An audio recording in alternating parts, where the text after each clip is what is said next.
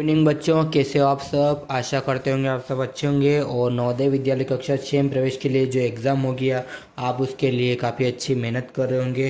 तो उसी के बीच जो हम कल थोड़े से सवाल किए थे, तो जो बचे थे सवाल वो आज करेंगे, क्योंकि जो सवाल होते हैं वो काफ़ी इम्पोर्टेंट होते हैं और आपको पता ही होगा जो इम्पोर्टेंट सवाल होते हैं वो मैं करवा रहा हूँ अभी, क्योंकि इसी प्रकार के जो सवाल है जो आपकी एग्ज़ाम में आएंगे। तो आप भी अगर चैनल पर पहली बार आए तो चैनल को लाइक शेयर सब्सक्राइब कर ले और जो अपने अन्य स्टूडेंट के साथ भी जो अपने चैनल को शेयर कर दे, ताकि वो भी नवोदय विद्यालय कक्षा 6 में प्रवेश के लिए जो एग्ज़ाम होगी उसके लिए वो भी तैयारी कर रहे हैं, तो उनके लिए भी काफ़ी अच्छा फ़ायदा होगा और वो भी आपके साथ साथ वो भी पास हो जाएंगे, तो आपके लिए अच्छा रहेगा। तो बच्चों, आज जो सवाल लेके आए मैंने सवाल भी आपके बोर्ड पर लिख दिया है ताकि आप उसको आसानी से पढ़ सकते हो। 4% वार्षिक दर से 3 वर्ष का ब्याज 180 हो तो मूलधन क्या होगा। यानी कि अपन को यहाँ पे मूलधन ज्ञात करना है। मूलधन मतलब मूलधन, ये अपन को ज्ञात करना है। तो मूलधन ज्ञात करने के लिए सबसे पहले सूत्र का होना बहुत ही ज़रूरी है। तो सूत्र लिख लेते हैं पहले। तो मूलधन अपने पास जो सूत्र हैं वो लिख ले अपन लेंगे। आप ध्यान से लिखना है ना। मूलधन बराबर क्या होता है, ब्याज गुणित 100 बटे दर गुणित समय। आपको सही से दिख रहा है?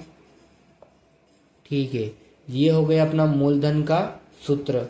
अब अपन को इस सूत्र के माध्यम से ही अपन को यहाँ पे उत्तर निकालना है। ठीक है, यहाँ तक सबको समझ में आ गया है ना। तो अब निकालेंगे अपना सूत्र, जो अपना आंसर है वो निकालेंगे यहाँ पे। तो अपन को मूलधन निकालना है।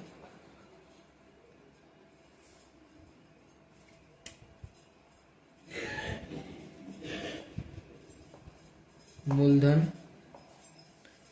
तो ब्याज कितना है, ब्याज है अपना 180 रुपये।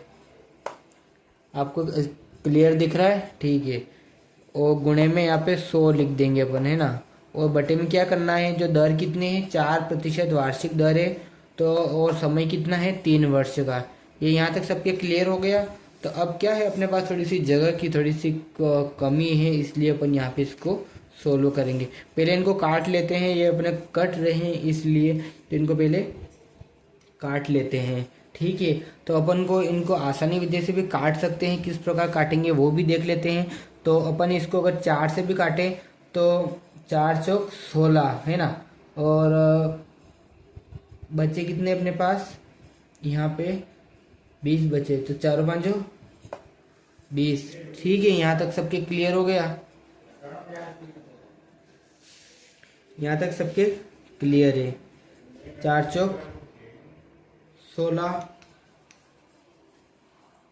और 4 5 20, यहाँ पे 45 आएगा, है ना। अब यहाँ से इसको भी 3 से काट लेते हैं। 3 एकम 3 और 3 5 15, ये हो गए यहाँ पे 1500। 15 इंटू 100, आप ऐसे भी लिख सकते हैं इनको।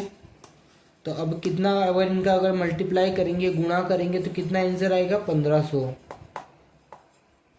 जो अपना मूलधन है वो कितना निकल के आया, 1500 रुपये अपना जो मूलधन है वो निकल के आया है। जो ऑप्शन की बात कर लेते थे, इसमें 4 ऑप्शन है, तो उन ऑप्शन को भी देख लेते हैं अपन। क्या क्या ऑप्शन थे अपने पास। एक ऑप्शन था 1000, दूसरा ऑप्शन था 1500, तीसरा ऑप्शन था 800 और चौथा ऑप्शन था अपने पास 1600। यानी कि बी वाला अपना जो राइट आंसर निकल के आया है। कुछ इसी प्रकार जो एग्जाम में सवाल आएंगे, आप क्या करना है, ये जो मूलधन सूत्र है अगर ये अपने पास होगा तो अपन इनका आसानी से सोल्व कर सकते हैं। एक और सवाल देख लेते हैं, नया सवाल अपने पास आ गया है। अपन क्या करते हैं, जो ऊपर ये लिखा है इसको मिटा देंगे ताकि आपको पूरी स्क्रीन पे आसानी से नज़र आ जाएगा। तो बच्चों देखिए, मैंने एक सवाल और पूरा आपके स्क्रीन पे लगा दिया है।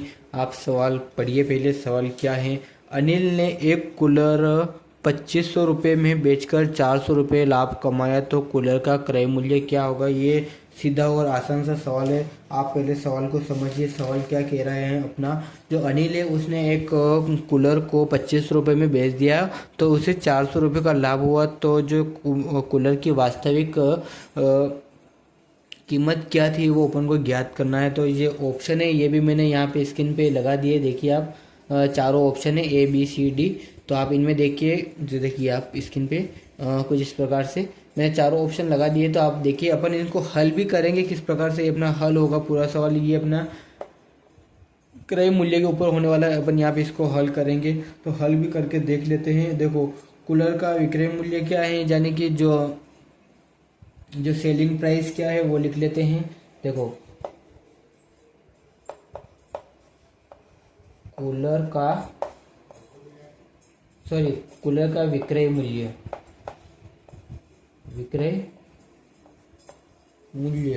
कूलर का विक्रय मूल्य कितना है अपने पास, 2500। ठीक है, स्क्रीन कम अपने पास जगह नहीं थी, इसलिए मैंने 2500 पीछे रुपया का जो मार्क है वो लगा दिया है। ठीक है, तो अब क्या है, तो उसको कितना लाभ हुआ है वो लिख लेंगे अपन यहाँ पे। लाभ कितना हुआ यहाँ पे, 400 रुपये का लाभ हुआ है।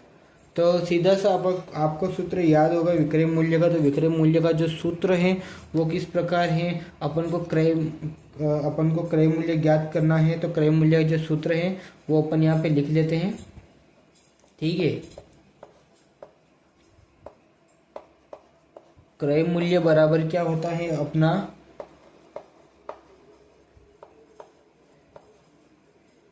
विक्रय मूल्य माइनस लाभ।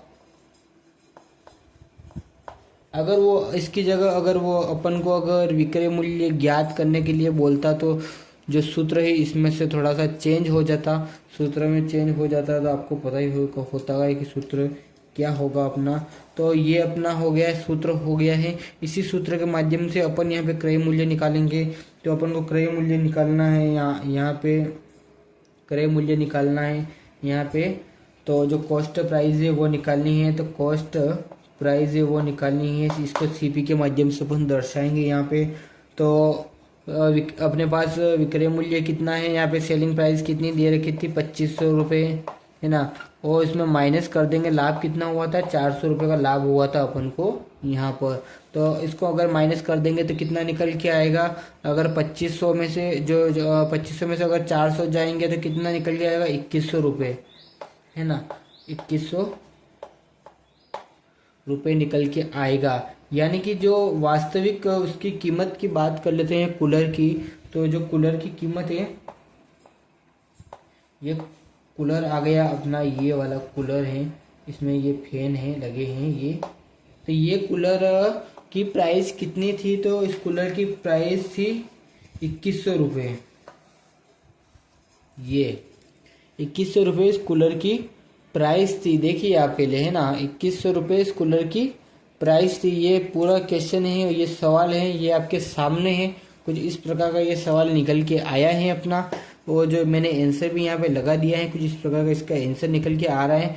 तो आपको सवाल कैसा लगा, अगर सवाल अगर पसंद आए तो चैनल को और वीडियो को लाइक ज़रूर करें। मैं और सवाल आपको बताता हूँ। तो बच्चों देखिए, मैंने सवाल जो लिख लिया है यहाँ पे। तो अपना सवाल क्या है, पूरा सवाल देख लेते हैं अपना।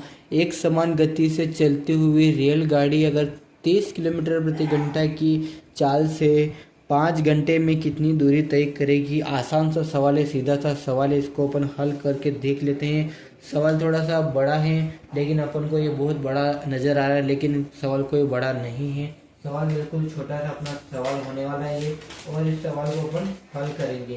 तो इसको हल करेंगे उससे पहले जो ऑप्शन है वो यहाँ पे लिख लेता हूँ मैं। ठीक है, ताकि आपको क्या है, ए बी सी और डी, आप अगर अंदाज भी लगा सको तो आप लगा लेना कि कौन सा वाला इसका राइट आंसर होगा। देखो, पहले में है अपना 80 किलोमीटर, दूसरा है अपना 150 किलोमीटर है ना, तीसरा है अपना 180 किलोमीटर, और चौथा है अपना 90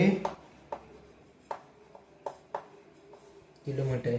ये किलोमीटर मैंने दर्शाया है पीछे, आप ध्यान रखना इसका, ये किलोमीटर है। तो ये अपन यहाँ पे इसको हल करके देख लेते हैं।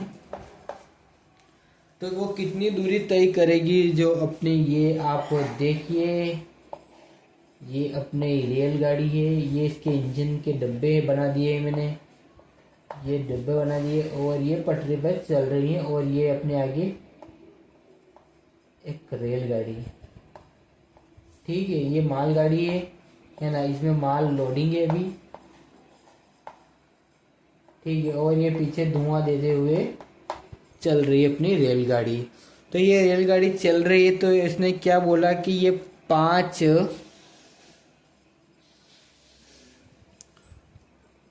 रेलगाड़ी 30 किलोमीटर प्रति घंटे की रफ्तार से 5 घंटे में कितनी दूरी तय करेगी, ये अपना सवाल कह रहा है। और तो इसको हल कर लेते हैं। अपनी रेलगाड़ी ये चल रही है, तो आपको पता ही होगा ये कितनी दूरी तय करेगी 5 घंटे में, अगर वो 30 किलोमीटर रफ्तार से चल रही है। तो साधारण सा सवाल है, सवाल को हल कर लेते हैं। तो इसमें दूरी का पूछा है, तो कितनी दूरी तय करेगी, तो दूरी बराबर क्या होता है, सॉरी इसको आपको सही से बताऊं मैं, है ना। दूरी बराबर क्या होता है, चाल गुणित समय। चाल यानी कि जो ये कितनी गति से चल रही है, जो चल रही है वो अपन को यहाँ पे ये चाल दर्शाया गया है, और समय तो कितने घंटे में कितनी दूरी तय कर रही है ये दर्शाया हुआ है, ठीक है। यहाँ तक सबके क्लियर हो गया। अब इसको आगे अपन सोल्व करते हैं।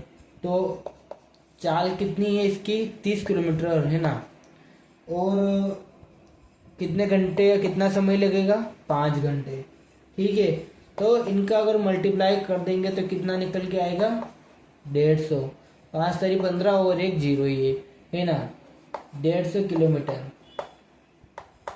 तो अपनी जो रेल की रफ्तार है वो कितनी निकल के आ रही है, तो 150 किलोमीटर प्रति घंटे की रफ्तार, जो 5 घंटे में कितने किलोमीटर चलेगी ये रेल अपनी, 150 किलोमीटर चलेगी 30 किलोमीटर प्रति घंटे की रफ्तार से। अगर वो 5 घंटे में कितनी दूरी तय करेगी, तो 150 किलोमीटर की दूरी तय करेगी।